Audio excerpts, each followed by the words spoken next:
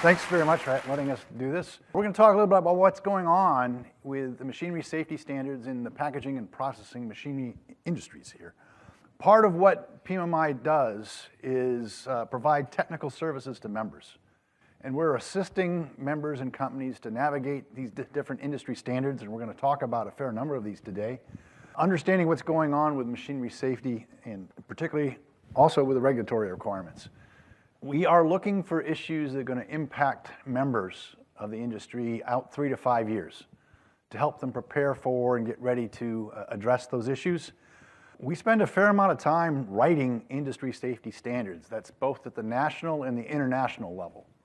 As a standards writer, one of the things I hear very clearly is try to get common, try to harmonize these standards so we don't have different regions of the world that have different requirements. So you can build one machine and ship it anywhere, or you can buy a machine and ship it anywhere. We develop tools to help engineers do what they need to do, and we'll talk a little bit more about that. We do provide some training for engineers to know how to meet the requirements in the industry standards. And generally, we try to improve industry knowledge of the standards development process. So why would you care? We talked a bit this morning, there was a great emphasis put on the importance of food safety and complying with standards. And I'm not going to repeat that, but there are some other aspects as well. One of the things that we've found is that as you build machinery to the industry standards, most frequently you end up with better machinery that you can use in your sales offerings.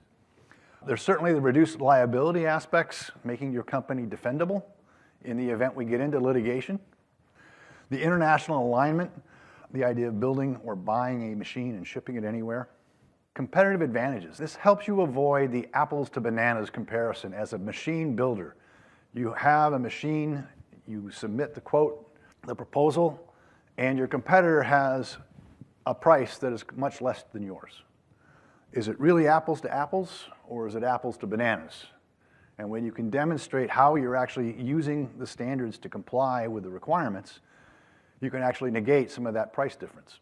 One of the things that we really like to see are clear responsibilities between suppliers and users. And this was one of my more interesting educational moments in developing standards, was kind of expected when you have a discussion in a standards development committee that the suppliers would be pushing back on the users and the users would be demanding things about the suppliers. And I've never quite seen that. What I have seen is a desire for collaboration and communication. As a user, I want to know what am I responsible for so I can go to my management and say, this is our responsibility. And as a supplier, they often want to know, well, what do we need to build? And that collaboration is important because a lot of times where we have problems is where we don't have that communication and things fall through the cracks. And again, you end up with better designs, which is one of the cool things about doing this stuff. So there's different types of standards that apply to machinery. Type A, Type B, and Type C structure. There's a lot of information in all of this, and more than one standard often applies. So the Type C standards are going to be machine-specific requirements. That's your 3A standard. The Type A standard is the B155.1 standard that I'm going to talk about. It's the standard for safety requirements for packaging and processing machinery. The B1119 standard is a Type B standard. It contains requirements related to safeguarding. So there's this structure that we can work with. The B155.1 standard was revised just last year and published in July. It was a revision of the 2016 edition. The 2016 edition, we changed the scope to, previously it was about packaging machinery. Now it's about safety requirements for packaging and processing machinery. So when you're putting this into a process or a processing application, this standard can apply to what you're doing. One of the key changes that was made in this edition was clarifying the responsibilities of the machinery suppliers and the machinery users. So the question that came about this morning about liability, who's liable, who's responsible, this is where we look to. I've used this standard in litigation cases many times where you're looking at, when somebody gets hurt, there's a lot of finger pointing. The plaintiff is saying, trying to pin the tail on the donkey as who's responsible and saying you have duties. In this standard, we have statements about who is responsible for what activities. And then you can evaluate whether those responsibilities were met, depending on which side of the case you want to be on. That's been a big plus. We have improved content for the control systems, so particularly the safety-related parts of the control systems. The content on legacy or existing machinery is pretty interesting. So one of the challenges in international standards and ISO standards is, by the rules, you cannot include end-user requirements in the standard. You also cannot include requirements for past machinery. It's not allowed. That limitation doesn't exist here in the US. In ANSI standards, we can do that, and we do that. So this standard has requirements both for suppliers of machinery and users of machinery. We also have some really good content that I'll show you in a moment about legacy equipment and what do you need to do with that. We've got some improved definitions and terms, adding clarity to our language. And again, this applies to both suppliers and users. Within B155.1, we have Table 4, and Table 4 breaks the requirements into what do you need to do in terms of risk assessment, in terms of validation, and in terms of which standards you have to meet. So for a new machine, you need to meet current standards, you need to do a risk assessment, and you need to test and check that all your safety functions do what you expect them to do. Second block is rebuild, repair, and refurbish. Repair is fixing that which is broken, right? So you're taking a motor out that's burnt, put a new one in. You don't have to do a risk assessment for that application, for repair or rebuild. So you don't have to do a risk assessment. You don't really have to check. You need to make certain that you meet the standards that existed at the time of manufacture, and you need to test the safety function related to your repair. That's if you're using like-for-like components. It might be the case you can't get, the drive you're buying is different than the one you had before. So you're using a different kind of component. It might impact the safety functions. There's different requirements in the table that tells you what you need to do in terms of what you have to do for risk assessment, which standards you have to meet, and what you have to test. When you get into legacy equipment, which is part of what this is, now we get into if the third point is relocating or repurposing a system. Requirements for that. But then the last one is the modification. What if you're modifying, remanufacturing, rebuilding? That's where it gets into more explicit about, well, you do need to do a risk assessment.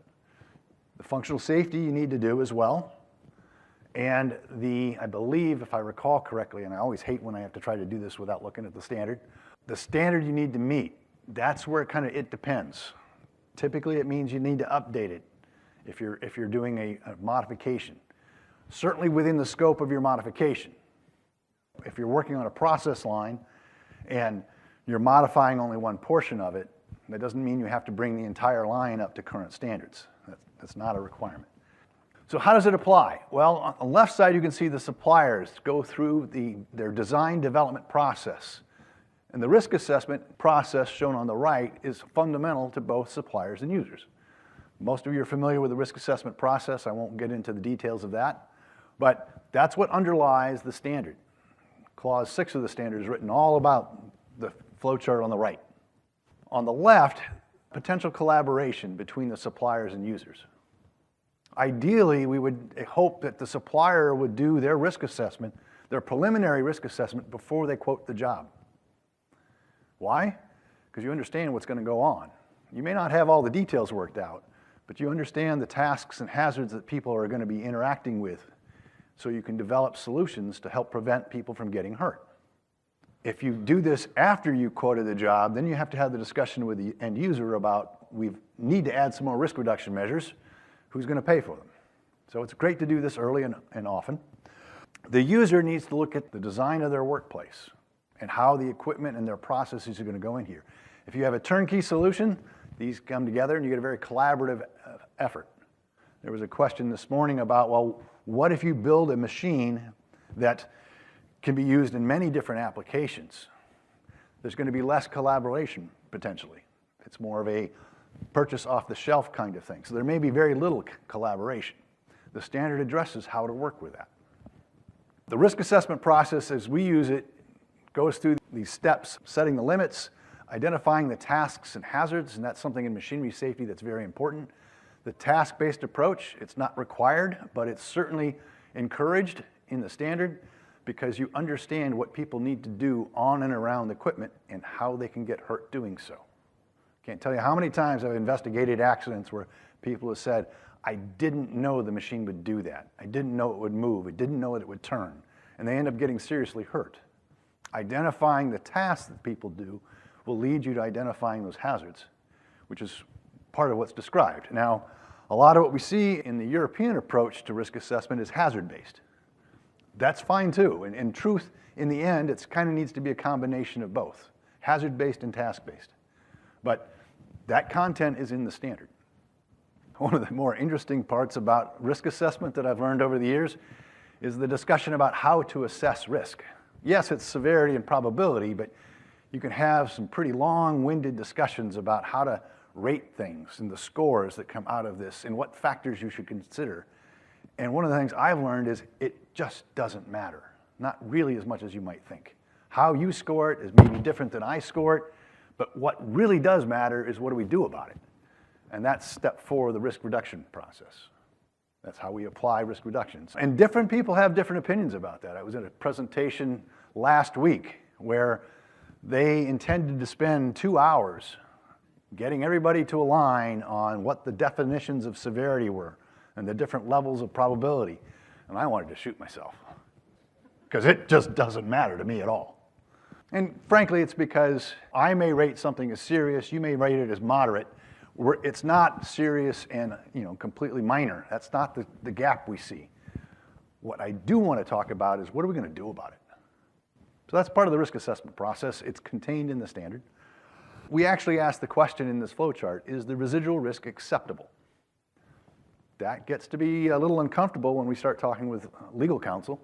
We're going to document that we have risks, and we're going to determine that we have an acceptable level of risk. But that's what the standards require. In the standard, we also have a flow chart, and I know you can't read it, but I want to let you know that we have in there a risk assessment for hygienic design, looking at the different considerations for hygienic design, because hygienic hazards are also hazards, very similar to machinery safety hazards, just of a different nature, and the risk reduction measures are different for those different hazards. But sanitation and hygiene, there are requirements in B155.1 that address sanitation and hygienic design, not at the level that 3A does, and that's good, because both can work together. One of the tools that is available that through PMMI is called PackSafe. And this is it's a software program that's dedicated and specifically designed to guide engineers and safety professionals through the risk assessment process. That flow chart we just looked at guides you through this process. It doesn't tell you what to think, but it does tell you what to think about, prompting your thoughts on identifying hazards and risk reduction measures. It has in version 9, we have a new control system assessment, which is really talking about the reliability of your controls, the safety-related parts of the control system. And we have a new tab in the software on alternative methods. And this is where we're using alternative methods to control hazardous energy. And I'll talk more about that when I talk about Z244.1. But there's more information about the software. This is a sample of one of the reports that comes out of it. Information on the top is sort of documentation and background. And we have a column for the users and tasks, the hazards, the failure modes. You can see the initial risk levels, our risk reduction methods, and the control system applications, and then your residual risk. So it puts it all in one nice place, and it's a purpose-built tool. If you're interested, take a look at it. One of the things PMMI does is put a fair amount of effort into trying to keeping up with industry standards. And these are some of the standards we follow or participate in. Lots of stuff. Safety machinery, the control systems. B11.0 is similar to B155.1, but it applies to machinery in general. If you're familiar with ISO 12100, the 3 standards, B11.0, B155.1, and ISO 12100 are at the same level. There's a standard in the B11 community called B1126 on functional safety that's under revision now, and these other ones. This is a slide we put together to help with the challenge that we all face about what standards do I need to pay attention to and how do I keep up? Because they're always changing, right? Every 5 years they need to be reaffirmed or revised. and which ones to apply. And a lot of times I get questions from engineers like, okay, I don't really have a lot of time. I'll do what I need to do, but I don't have time to figure out what I need to do. So just tell me, what do I need to do? This looks at US standards as well as the international standards and how they correlate. So for packaging machinery and processing machinery, B155.1 is the primary US standard. 12,100 would be what you would look for in ISO. The electrical standards are fairly harmonized, NFPA 79 and IEC 60204-1. Safeguarding, let's talk about that. This is one of the cooler things, as much as standards can be cool. B1119 has taken a different approach than the ISO standards. ISO standards there's a standard for light curtains, another standard for interlocking devices, a standard for two-hand controls, standard for emergency stops, all individual documents that you need to figure out which ones you need and then buy. ANSI B1119 put them all together. They're all in one standard. It's about 250 pages long. But it allows you to identify, okay, if you're going to use a light curtain, what are the requirements for the light curtain? There they are. Or I might want to use a safety mat. The content for a safety mat is in there as well. You don't have to buy a separate document, and it puts them all together in one place. It's also the case that those requirements have been aligned or harmonized with the international requirements. So you can rely on the committee that wrote this to make certain that these line up with the international requirements, which I think is a pretty cool thing. You just go to one place, one-stop shopping.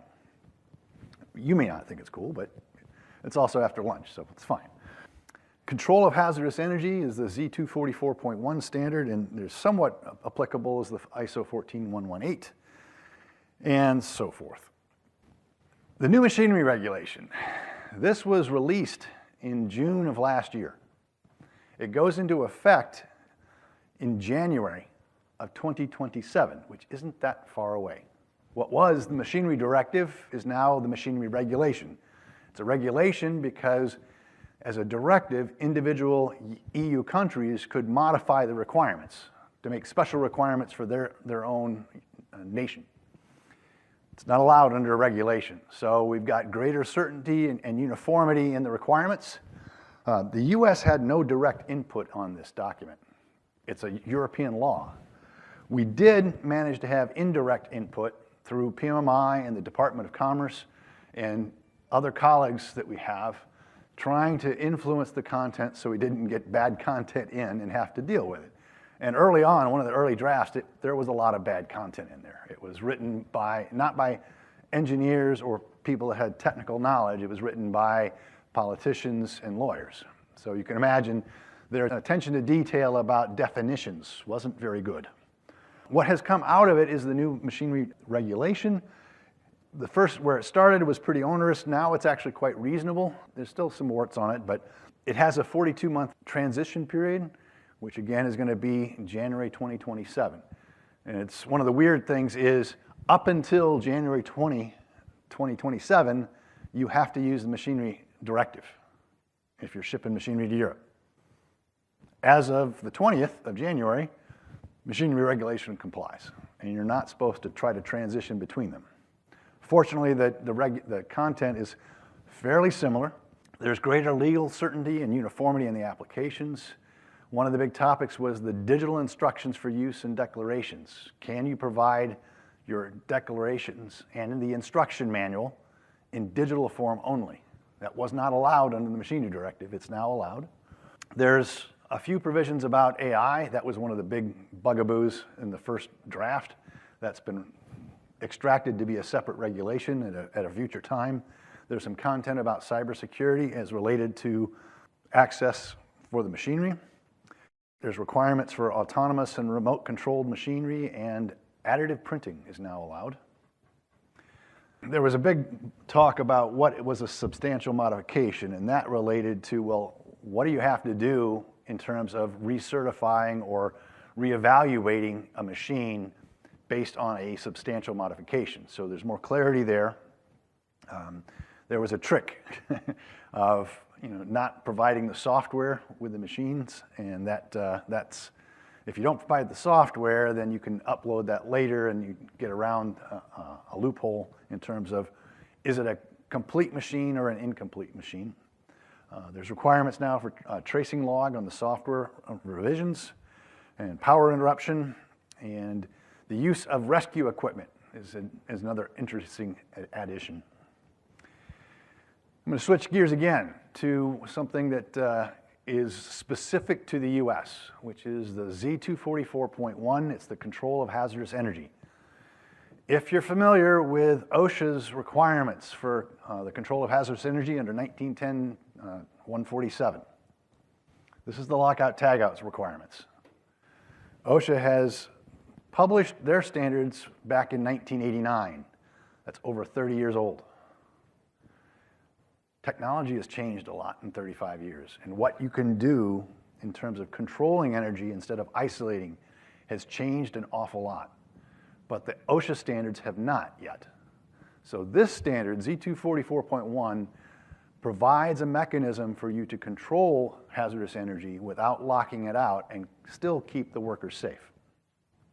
It's a pretty cool change. And what you see on the right-hand side is an actual application for a robotic application where the workers need to go into the cell. It's a paint booth, so they have to take off the Tyvek covers, wipe down the robots, clean them up, put on new covers, and get back into operation. If they had to lock out to do this, they couldn't run the operation. To do it this way, they can get in and out within 4 minutes. They're putting a lock on a stop control, practicing group lock techniques. Put the hasp on, put my lock on. I have individual control, exclusive control when I go in. Nobody can restart this. It's an actual application. It's not strictly allowed under the OSHA requirements now. Following Z244, you can start looking at doing these things. So the question is, when will OSHA recognize this or publish what they're doing? Soon. We don't have a specific date. I know they've been working on it. I've been to Washington probably half a dozen times now to understand what their process is and help them understand what's going on in the world. Because one of the questions we got early on was, how many companies are using alternative methods? And I'll ask you the question. Every one of them. I can go into any company and identify and show you a food processor in your kitchen counter. That little button, that's an alternative method. I mean, when you go to change the blade or clear it out, do you unplug it every time and put a cap on it? That would be energy isolation. In every company and every industry is using alternative methods. Not everyone has done the homework. That next to last bullet. It requires some homework. You got to do the homework to demonstrate that you have exclusivity appropriate to the level of risk. You have to do a risk assessment. Why? If you've done a risk assessment, we have high confidence that you understand the tasks and hazards and how people can get hurt, and you're preventing that harm. If you haven't done the risk assessment, you got to lock out. So this is a pretty exciting potential, and PMMI has been very involved in this from the get-go. But it does require some homework. We anticipate that OSHA is going to issue the Notice of Proposed Rulemaking, where they're updating their standard sometime in the next 6 months, is my best guess. And it will probably take a couple years to get through their process before this is officially done and good. But in the meantime, you can get ahead of this by starting to comply with the standard. We're revising the standard right now. It's going to be done this summer. So there'll be a new 2024 edition that goes even further. OSHA is at the table on this revision.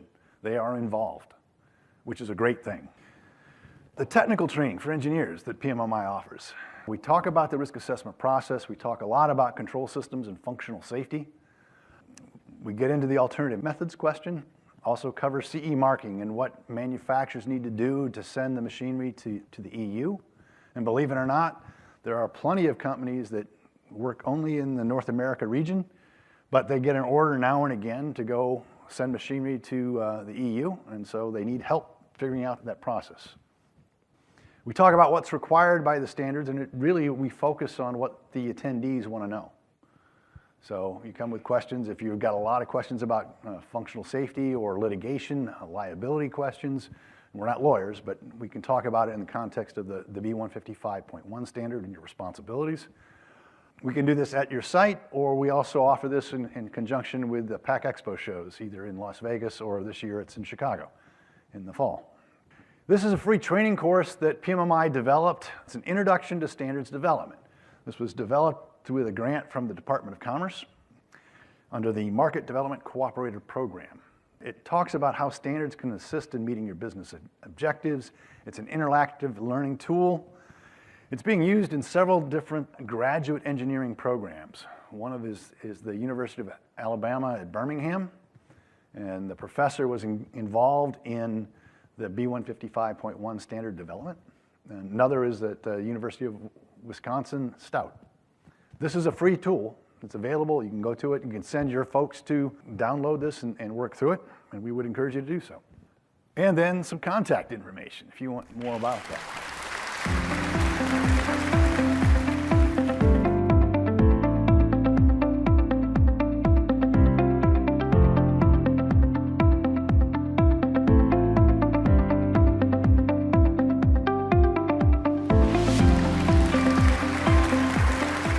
My name is Klein. I'm a project design engineer at DCI.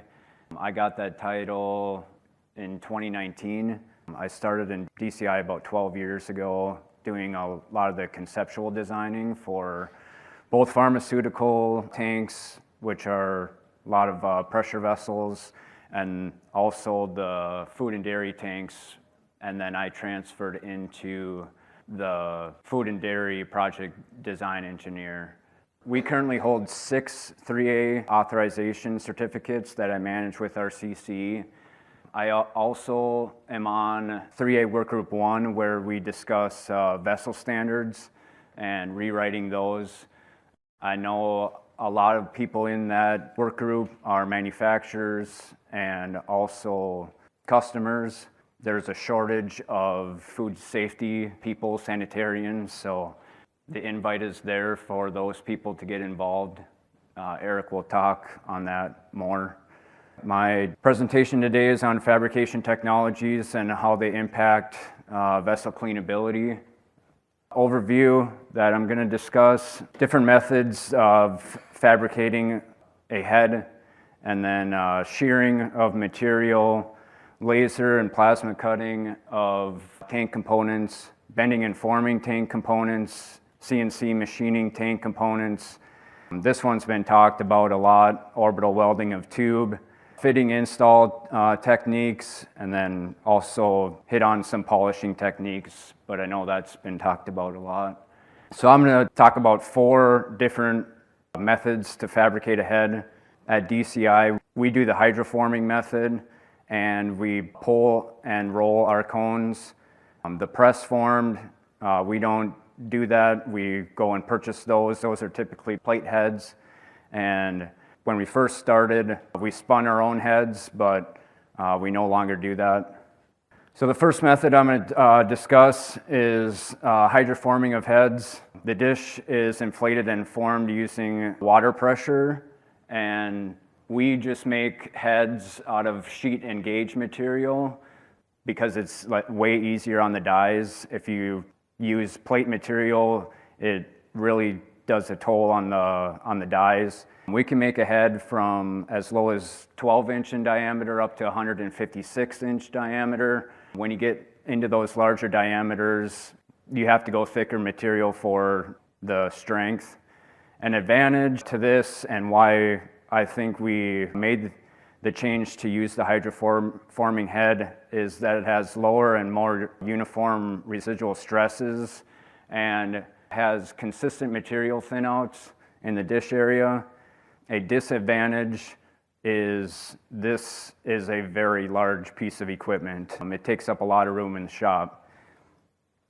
This is the process. So you bring the blank onto the machine, and then the punch, we use dies to hold the cavity of the dish area, and then the water comes in underneath to form that dish. This is not a perfect example, but the die would allow you to make that perfect dish.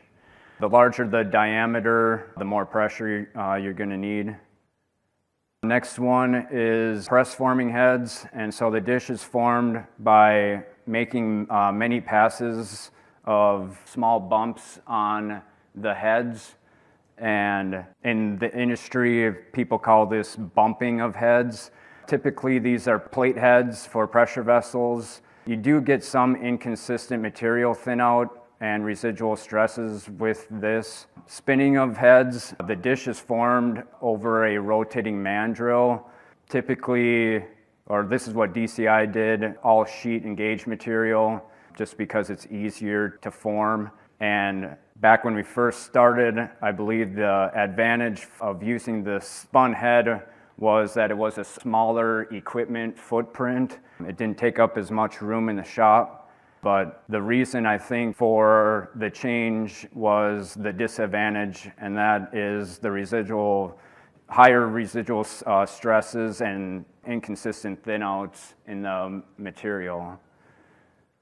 Pulling or rolling of cones, the material layout has like a pie cut. You take the material and you pull the material together, and it's easier using sheet material because you can pull the material easier, and then that forms your cone. We can make them out of plate up to 3/8, but they need to be rolled together because it doesn't form as easy. Some of our limitations, 120-degree cones, we can make only up to 125-inch diameter, and then we can make any 150-degree cone in any gauge material. So now that we have the dish or the cone made, now we form the knuckle radius and the straight flange of the head. And so the knuckle radius is that transition from the dish or the cone into the shell of the tank. And this is used for strength, and then that radius drainability. That minimum knuckle radius for 3A is a 1/2 inch, but we typically stick to 2 or 4, and then larger tanks will require larger knuckle radiuses just due to strength. Types of heads that I've seen used on the 3A certified vessels. First one is standard flanged and dished head. Typically, or you can use these on the top and bottom heads on vertical vessels, and then front and back heads on horizontal vessels. And we typically stick to that 2 to 4 inch knuckle radius. The next one is shallow dished, typically only used on top heads on vertical vessels due to overall height restrictions, same knuckle radius. Flat pitched heads used on bottom heads of processors and silos. The standard is 3/4 inch per foot. We go back and forth between 3/4 inch and 1 inch per foot. And our typical knuckle radius for those is 1.5 inches. And then the torconical head, the cone head with the knuckle radius, typically used in a bottom head. I have seen them used on top heads, but it's really hard for fitting install.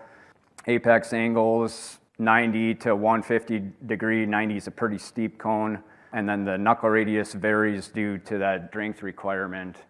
And then we don't do a lot of these, the reverse flange and dished head. I know other manufacturers do. They are used in the bottom heads on vertical vessels, and it still requires that 3/4 inch per foot towards the outlet slope. Building shell of the tank, a lot of shearing of the material goes into this, getting that material to the correct size, and then the fit up is where the shearing, and this is what we do on the ends. We take off about 1/2 inch to 1 inch on each end. Not every sheet of material comes in the best with a perfect square fit up. This really helps the next guy in the seam welder and rolling. And then we build our tanks at DCI in the horizontal, and so we do it in the flat, and then we roll it, and then that perfect square edge really helps that, or closing weld, when the shell is rolled. I know other tank manufacturers build vessels in the vertical, same kind of concept. You have that material to the correct size and you wrap it with that vertical closing seam. Laser and plasma cutting. We have plasma cutting for our agitator components. We do plasma files for those 3A radiuses and fit up to the shafts. And then we also cut holes in our heads for proper fitting install. It makes it a lot easier. Bending and forming, this is more for strength in agitation sweep blade end for product moving at the sides of the tank. So we'll put a 30-degree bend to strengthen that flat piece on the end. And then we'll also put a 20-degree bend on our sidewall baffles for that product movement on the sidewall. And then alcoves, we bend and form that radius in the corners for that cleaning for the processing area. CNC machining, agitator shafts and bearings, and then inlet and outlet spuds typically used on silos.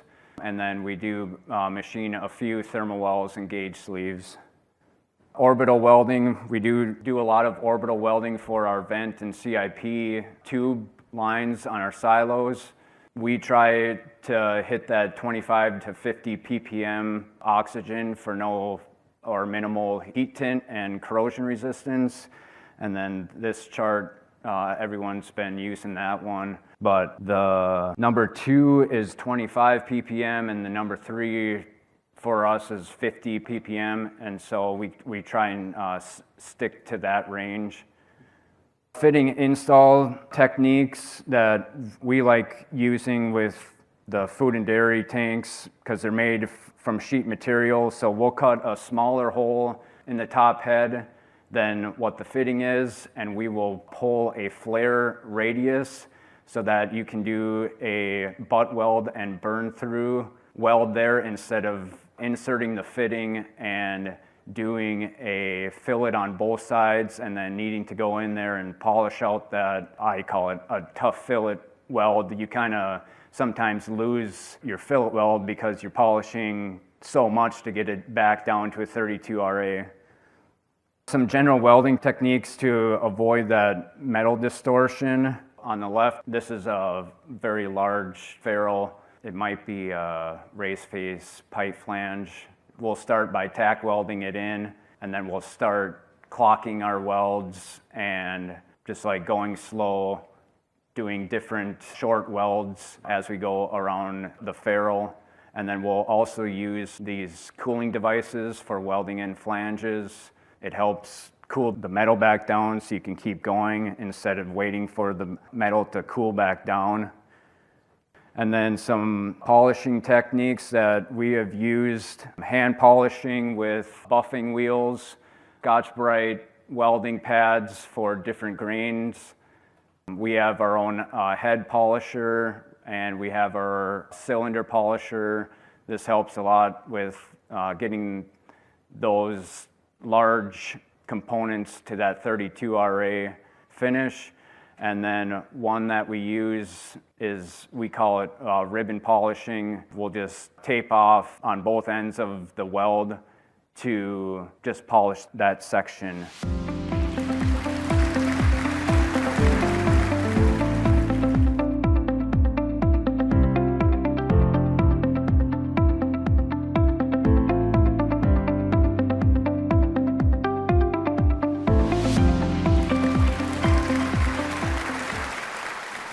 I'll just introduce myself briefly. Adam, I'm the Senior Technical Applications Manager for Sterilex. I started my career studying chemistry. Then I went into chemical manufacturing. I sold that company and had a 3-year non-compete agreement. So during that time of doing a different industry, I thought, where in chemistry would I like to go next? And my thought at the time was that shelf life in food and beverage products was pretty stable in this country and had to continue to be manufactured here. So I thought that seemed to be a stable industry. So I joined the dairy business with a conglomerate global company. And then from dairy, I just kind of naturally wanted to get more back into the chemistry side. I started doing research and moving more to the sanitation side, CIP and wastewater treatment, things like that. One thing about me that my wife can attest to, I don't like things that can't be explained. And so in my time in dairy, when we had quality meetings and we had an EMP, environmental monitoring program, where we couldn't explain what the cause of the effect was, That is one of the few things in life that keeps me up at night because I have to find the reason. So I started doing research on biofilms and things, and then already too long story shorter, I was a Sterilex customer, and so when in conversation with my Sterilex associate, there was an opening within Sterilex. This was about 7 years ago, and so I jumped at the chance to join what I thought then and continue to think now was the premier company in biofilm research and R&D. That brings us to who is Sterilex. We now have a 35-year history in biocidal products. We are based in Maryland. We have a large group there. In fact, our microbiology team, our R&D team, is by far larger than our field team. I lead a global response team for seek and destroy missions, basic antimicrobial chemistry solutions, and there are only 9 of us, and then our headquarters is full. We really pride ourselves on being an R&D company, and then we'll talk a little bit later on some of our capabilities, but some of our field associates, we have had 2 new just this year, both in Germany. It's always fun to kind of bring a new employee into our headquarters and show them our labs and because they hear about there's 45 people in Maryland, but what do they do every day? Well, every day they're working in labs, they are growing biofilms. There are certain labs I won't even go in. They want me to go in to show off the new equipment, but I know what they're growing in there, and I'm not getting anywhere near it. We're all very proud of what we do every day that is not driven just by sales or by our own solution, but in a responsibility to general public health and kind of improve food safety around the world.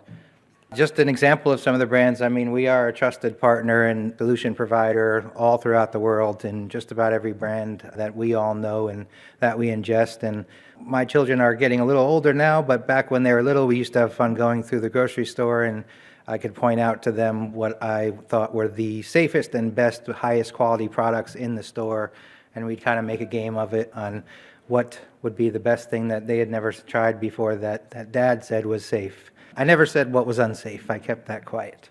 Basic topics: what are biofilms, the nature of biofilms, some general biofilm control discussion, and hygienic recovery, more of kind of an overview.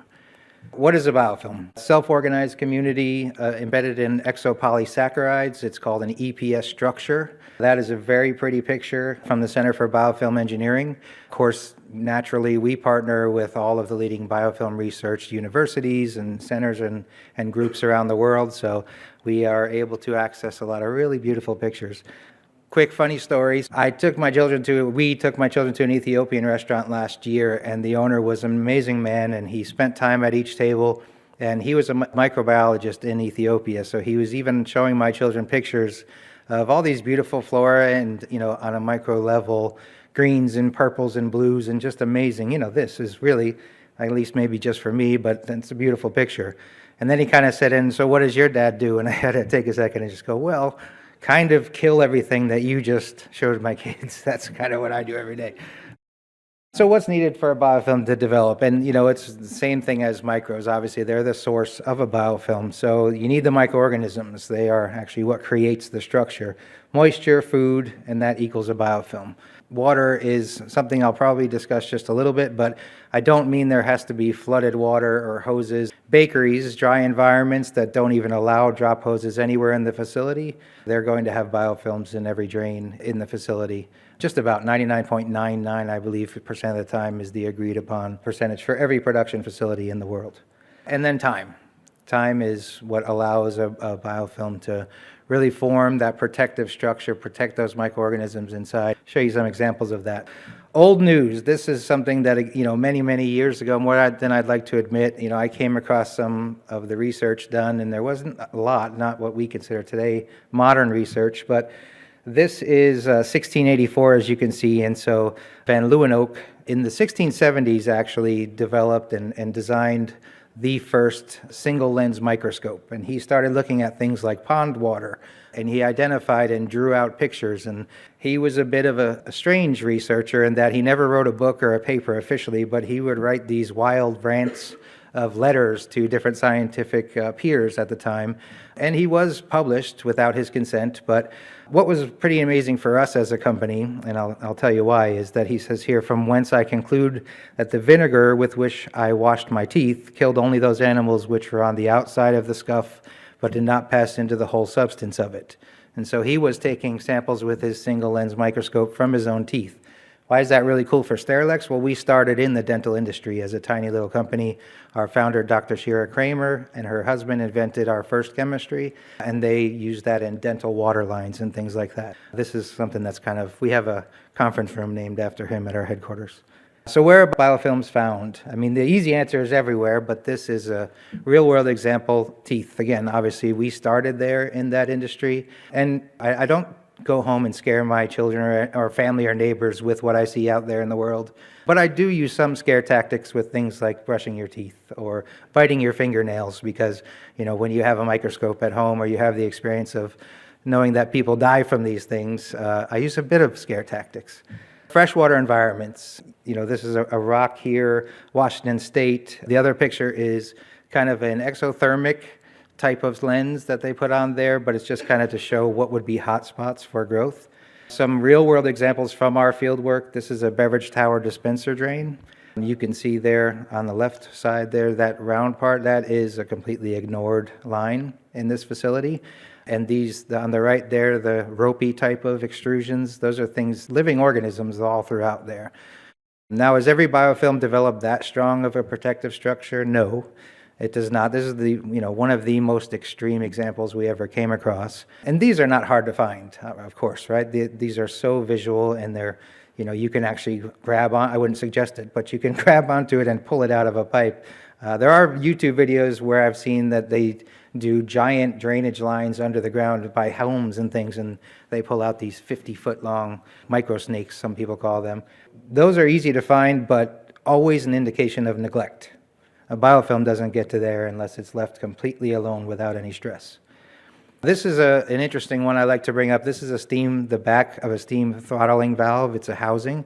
This was attached to an aseptic beverage system. This is not in line. Product's not going through here, of course, but to have the trustability, one for brand, the safety of your product, this cannot be in an aseptic room of production, and they were failing their EMP program, so collecting data every day and often failing. Well, this happened to be in a certain area where there was a high environmental air transfer factor. So just the right little breeze, let's call it, would come through the back of this housing, and then that disperses seeds, some call it, into other parts of the facility. And there are times too that this is right next to where they're making products. So if that's in the air and you're, let's say in this instance, dumping a powder, this is going right in there too. Are there critical control points, if anyone knows what that means? So there are, every production company has those. If this was to blow into a product tank, should they be that worried about it? Some irresponsible producers would say no, because we trust our critical control points. I don't. Because I have to, unfortunately, too many times be reactionary. So I'm called when there's baby formula and there are infants that have passed away. If I'm at that front door, it's a bad day for me, and it's a terrible day for the company. Because if I'm somewhere reactively, that means you have an identified issue that worst case scenario is killing people, and I don't trust critical control points. Drains, our drain programs, gosh, when we were founded, we didn't even have a thought in our minds about drains, but now every drain of every brand that I showed you earlier is treated with our products, or we support in seek and destroy missions there. That is not atypical for how a drain's going to look. In our homes, in our businesses, that 99.99% number that I mentioned, well, that add about another 4 nines on that for microactivity in drains. That's everywhere in the world, homes, businesses, all over the bathroom, in this hotel's bathroom. If I had my fun little test kit, I guarantee you I know already what I will find in that bathroom drain. Gaskets, a really good example because this is in an HTST, so we talked about critical control points and things. These plates in an HTST, I won't teach you about, there's other people here to do that, but these plates are pressed together where there is no air. That's the design idea anyway, so nothing should get in or out. But a misplaced or an overused or a gasket that's in those plates that has not been part of a PM program and replaced or inspected. And there's a lot of agencies like Board of Health does a great job inspecting these things for us. But going ignored, this was actually, when I talked before about everything being those giant protective ropey type of things that you can see, not always. This we couldn't see anything, but it tested for 6 different species of protected microorganisms growing in what we confirmed was a true EPS fully formed biofilm. So they don't always have to be as gross kind of as the other ones. Funny, a couple weeks ago I was at an event, and just in conversation someone was talking to a group about biofilms and biofilms being in their dog's bowl. And I've heard this before. I've had presenters say to large groups that, you know, the slimy substance in your dog's bowl, that's a biofilm. Well, that's not true. I mean, or it shouldn't be. If that is true, if there's a true fully formed microspecies biofilm in your dog's water bowl, you should not own a dog, because you've not cleaned that water bowl in probably months. Not always what we think it is. How do biofilms form?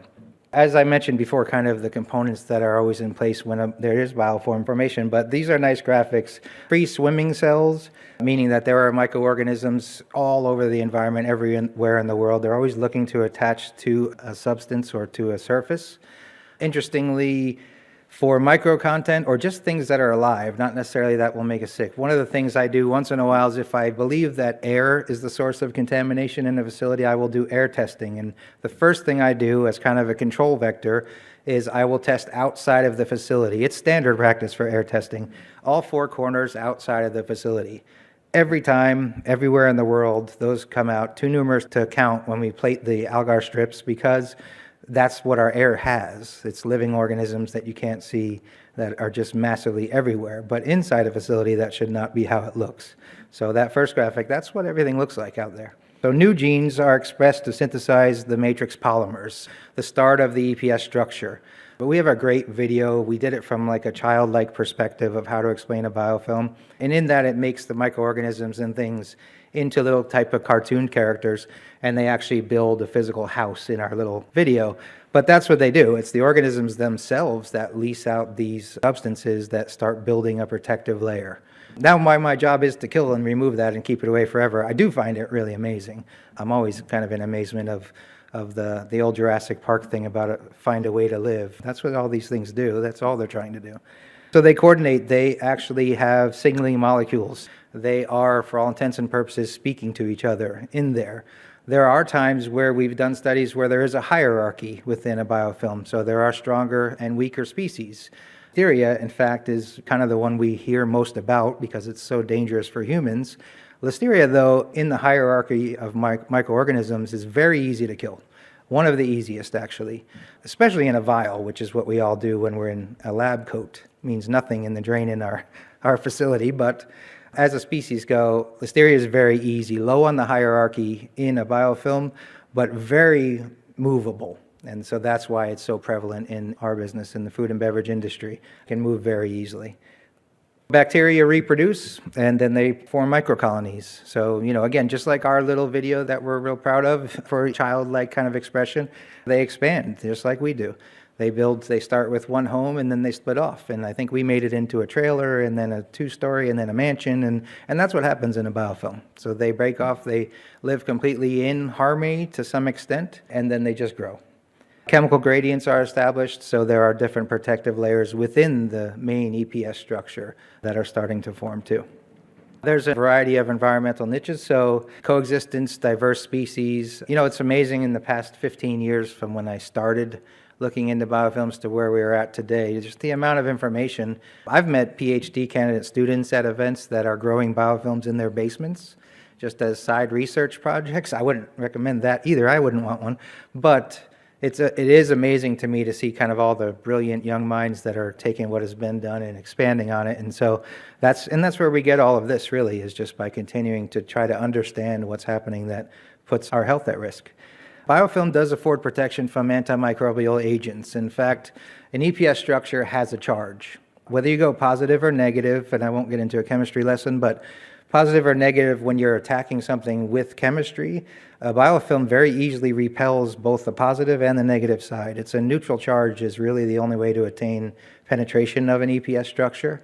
And so that's why we don't just throw something like chlorine from Walmart at it, or even all of our partners are some of the best in the world. Their greatest chemistry that is not formulated to target penetration of a biofilm is repelled just as easily as that Walmart chlorine. So as an old chemist, I love chemistry, but most of it does very little, and in fact can do the opposite. So not naming any particular chemistry. Let's say you take a 1 ounce per 3 gallon basic sanitizer and you throw it at a fully formed biofilm.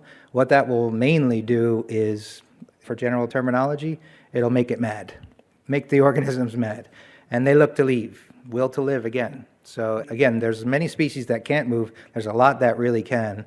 I think there are 28 accepted known species or strains of Listeria now. Only 3 of them cannot move at all, meaning so if they leave that place, they die instantly.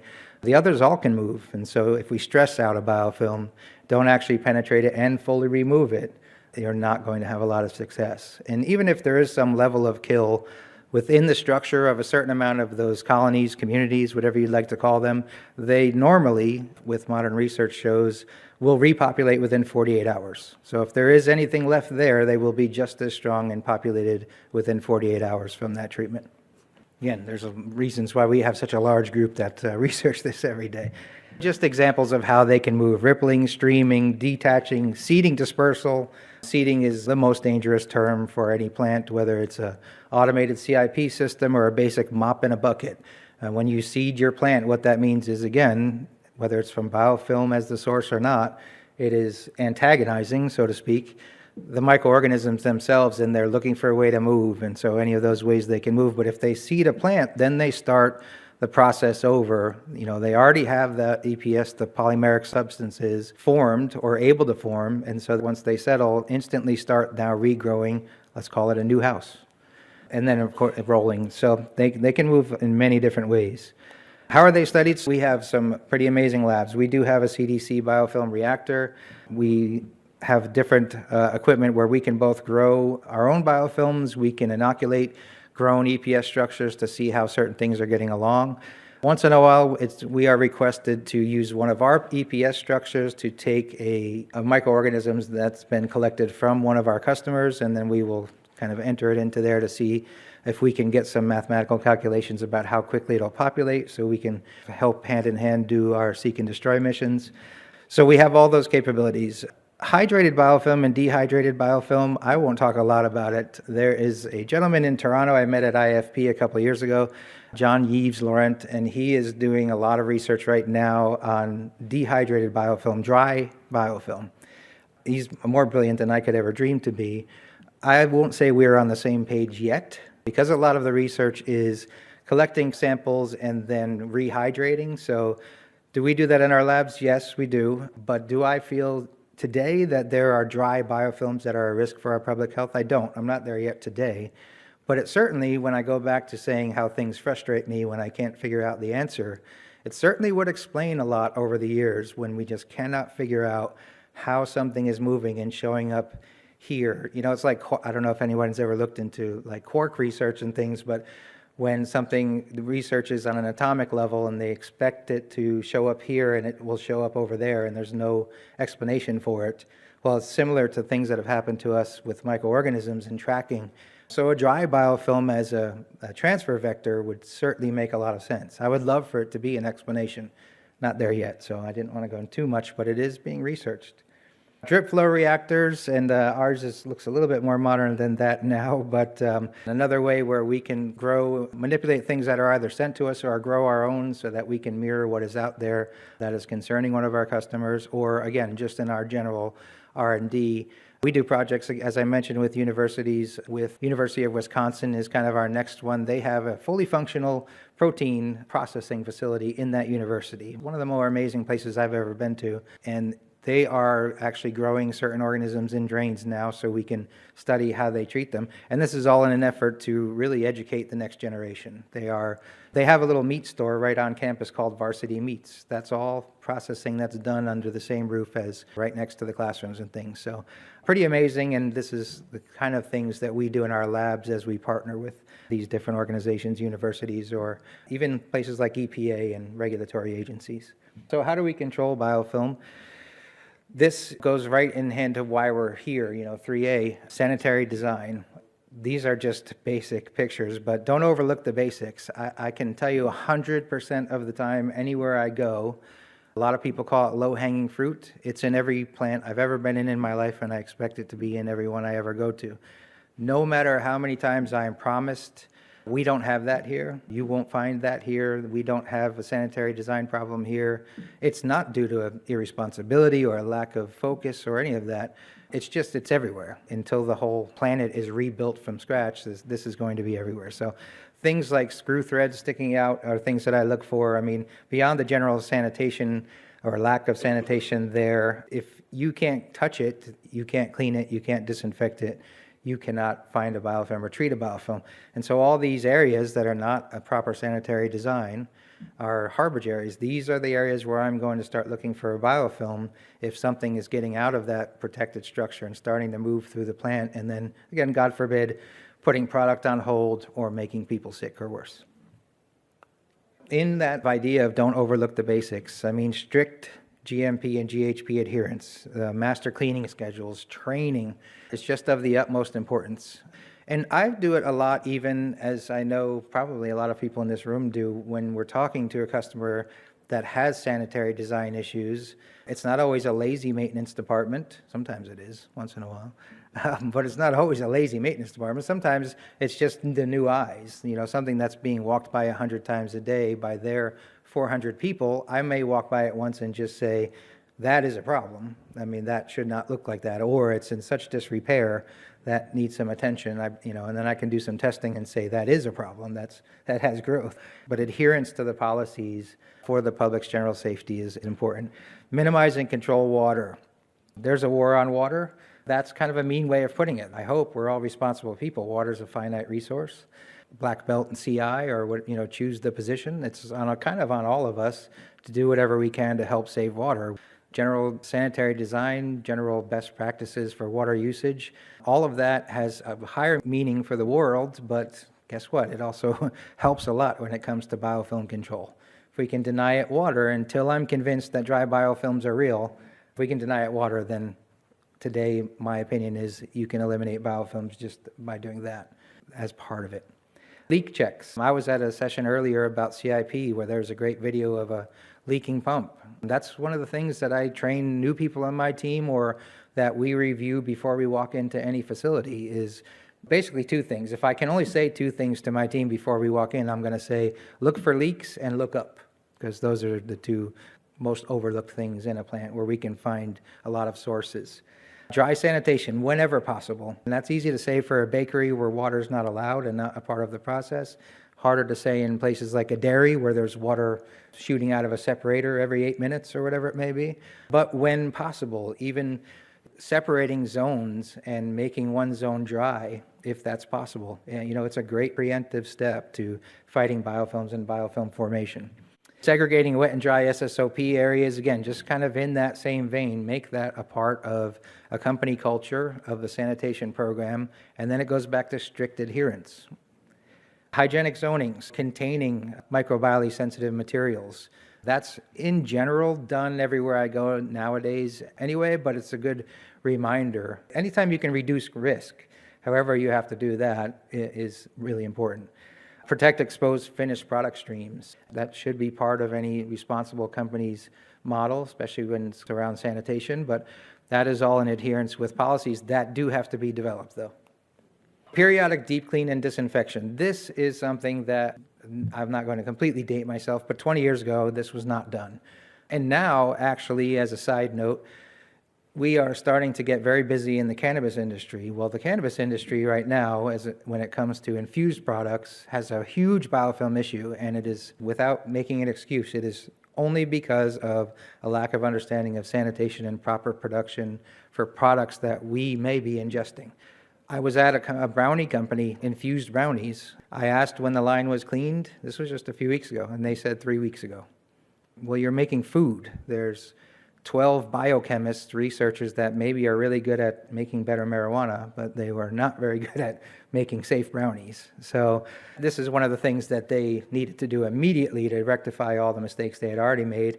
And most of the places I go do have some level of this program now. And basically what that means, though, is It's a deeper tear down. In the dairy business, back when I started, we used to call it a half turn versus a full turn for our fluid milk fillers. A half turn meant we just took nozzles apart, autoclaved them, did the minimum that we could to get right back into production. It was safe because after only a 2-day run or so, you still are safe with a general light cleaning. But a full turn meant every Sunday, regardless of the production schedule, the entire filler comes apart. And that's where every single component is checked, and that was a deep clean. And that has to be done in a dairy. But now we're seeing that done in every type of production, which is the norm, and it should be. It's taking us a long time, but basic steps of that is a breakdown and dry pickup. If anybody doesn't know, the most important part of sanitation is heavy soil pickup. That's the first step of any successful sanitation program. Pre-rinse, detergent wash, post-rinse, and then sometimes, depending on the industry, there can be an acid or a mineral treatment step here, but biofilm removal and disinfection step. This doesn't have to be, when Adam comes and says, you have a biofilm, here's what's in it, this is the report from our labs, I would do a disinfection. You don't have to have an identified biofilm to do this step. This is a proactive way to keep from ever having a biofilm. When we add this step periodically, we can eliminate biofilm formation anywhere in a plant. And then rinse and inspect. I won't go through each one of these. Evidence of removal by detergents, of course. So we partner with sanitation providers all over the world, so they often will send us their products to do our testing with. It's part of a really fun part of our partnerships. As I mentioned earlier, what we see with a basic detergent treatment and a fully formed biofilm is basically failure. So the biofilm is at most going to get stressed out. Once in a while, you'll get a couple species that you can kill, but I've never seen any of our testing come back were completely eradicated, and never have I seen any detergent remove any part of an EPS structure, which is, by the way, why the EPA has 0 registered claims for a detergent with biofilm killer removal claims. They don't work. Enzymatic cleaning, I see that a lot. I'm a fan. Enzymatic cleaning is related to sanitary design, does a little bit better with penetrating non-sanitary designed structures. I'd prefer that the sanitary design be fixed and improved with kind of everybody that's at this event helping along the way with that. But if we have to, enzymatic cleaning is a good idea. It takes much higher temperature control, a much longer amount of time. So the typical production schedule wouldn't allow for successful enzymatic cleaning. And then again, no product is registered for kill and removal of biofilms, so that's not a true biofilm treatment. It is a great deep clean reactionary step to help, but it won't eliminate. This is the penetration like I spoke about, and it's almost all due to the charge of the chemistry. So peracetic acid is a part of some of our solutions. I love some of that chemistry, but it's used mostly because it has great efficacy for what it's designed to do. It's a very low cost. You can use very little in a lot of water, and lack toxic residues. So toxic residues mostly are surfactant packages, which are getting made illegal more and more every day. So I think probably 30, 40, 50 years from now, there will be no longer toxic surfactants. Peek behind my curtain of 25 years ago, every surfactant that I used to manufacture when I was in that business is no longer manufactured. So not one patent that I used to have is even a legal product anymore. Limited by reaction and diffusion rate into EPS. Again, there's the repel. The charge is not sufficient there to get a penetration into and through that EPS structure.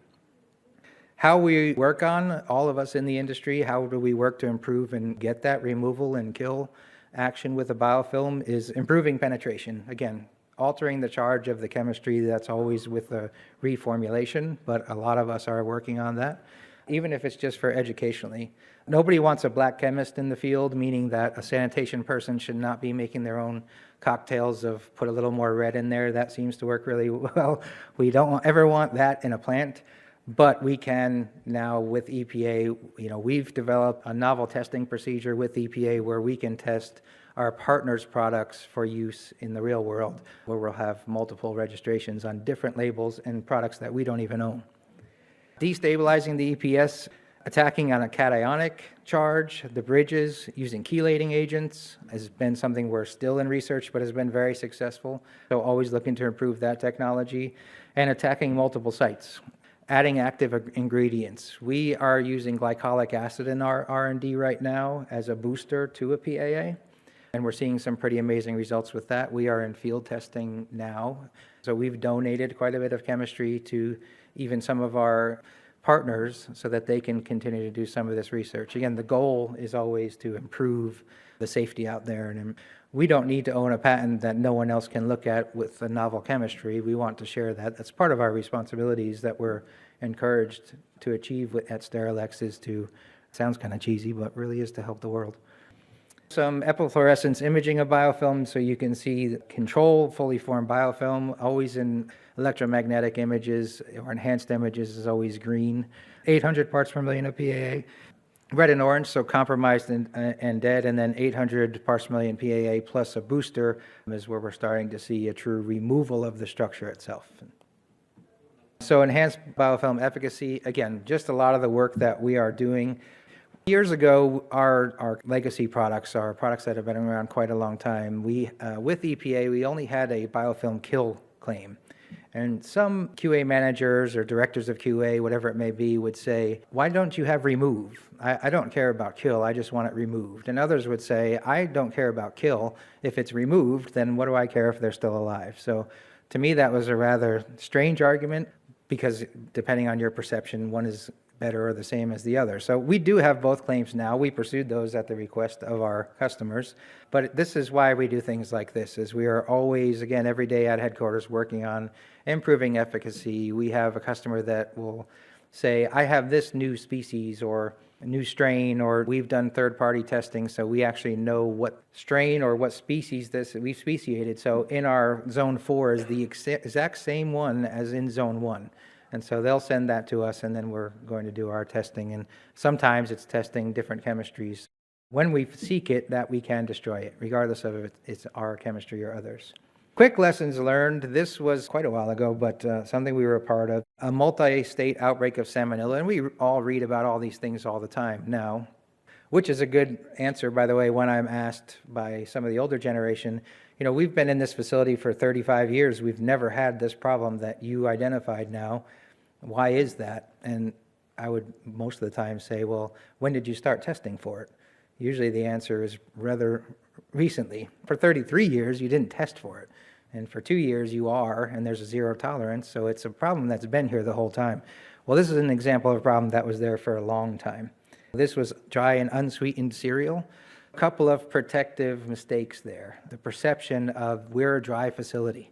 So we don't provide water. You know, Adam the other day said it needs water to grow. We're fine. We don't have water. That's not quite what I ever said to anyone, but they felt like they didn't have to worry as much as others. This is strains of what was growing there. These are micro results. What was found was that in 2008 and 1998, from these samples that were collected, it was the exact same organism. Not same by name, but speciated on a microbiologist level, which I'm not one, so I won't pretend to know all the terms of what they proved, but it is here that if you look at it up close, the numbers from the test results are the same. It's the, as we would sometimes say, it's the exact same bug. It's not a different one that did well 10 years later. 1998, it was there and identified, and 2008, it was still there and still protected. This section of the building was built in the late 60s, early 70s, I believe. What had happened basically was there was so much biofilm formation, there was so much unsanitary design. Basically, the plant was so old, neglected, and filthy that after years and years of fighting this and figuring out what was going on, so that was the source, that was the origination of the first micro that started causing them problems that then moved throughout the facility. This was closed down. It was abandoned. All the equipment was pulled out, repurposed, sold, destroyed, whatever it may be, but never went back into production. It had gotten so bad over the 40 years of production or however long it was that closing it down and abandoning it was the only way to not risk hurting people with the food they were producing. I'd call that worst case scenario for lazy sanitation, ignoring responsibility of cleaning, and having that false sense of security of we're a dry facility, we don't need to worry. We just make cereal. Nothing's going to grow on it. There's no water. All incorrect. So themes there, and in the end, why it was abandoned. Construction management, the water usage was terrible. Back to those leaks, they were everywhere. Sanitary design was absolutely, I mean, even in the 70s, I would say they were 50 years behind sanitary design achievements in this plant.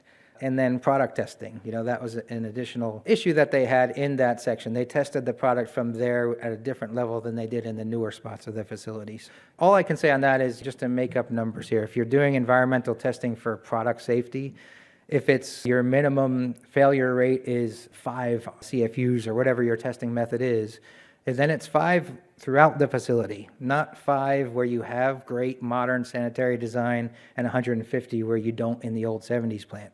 1, that is probably illegal depending on how it's documented, and 2, hugely irresponsible. Summary, in assessing quality or hygiene issues, get in a biofilm mindset. Yes, that's the reality we live in now. With modern technology, with science, where we've advanced as a people to keep each other safe and be responsible in what we do every day, the biofilm mindset is where we are. It's not just for R&D anymore, or for a bunch of people to feel real intellectual and talk about how much they know about biofilm. It's the real world. It's there, and it's making people sick. Don't overlook the fundamentals. Biofilm aren't new, but our understanding of them is and growing, as I mentioned many times, every single day, which is really fun for me. I'm sure it'll all be perfect, fixed, and done right before I'm ready to retire.